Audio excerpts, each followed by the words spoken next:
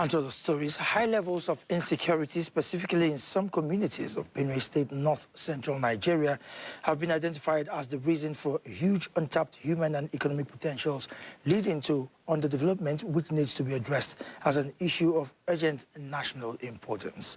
This was the resolution of critical stakeholders at the Benue Igede Investment Summit, which held in Makurdi, the Benue State capital. This Median Economic and Investment Summit is themed the Roadmap to Igede Economic Agenda, optimizing the power of synergy, raising drivers, and sustaining the future. Organizers highlighted significance which is geared towards harnessing the untapped economic potentials of the tribe blessed with both human and natural resources, who have every potential to become the economic hub of the Middle Belt and beyond. Our feeble representation in partisan politics at both the state and national levels is not just that we are a minority, but largely because we are materially poor. And we are materially poor because we are not investing enough to generate employment, earn income, and create wealth. Here lies the crux of this new initiative of drawing attention to the investment potentials of Igede land. Our land is rich for agriculture and rich in mineral resources to invest in. We can create wealth and contribute significantly to the national output by seeking to turn potentials of Igede land into goods and services.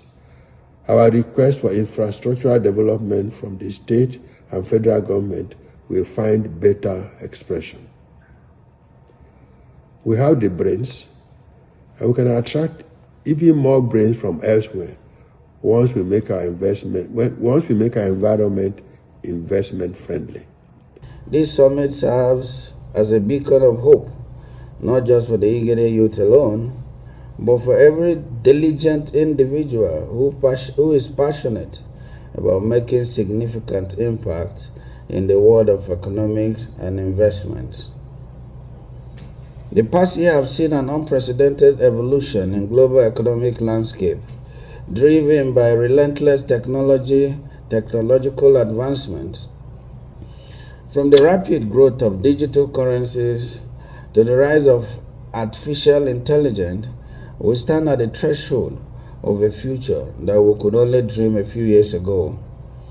The landscape is changing. It's really changing at the speed of light, with the groundbreaking innovation and invention redefining the way we live, work, and do business. As we look forward to a better 2024 and beyond, it is imperative that the organization of this esteemed summit becomes even more strategic and meticulous in its approach. We must ensure that the programs, the policies, and the innovation are not only responsive to the existing economic realities, but also predictive of the future trends.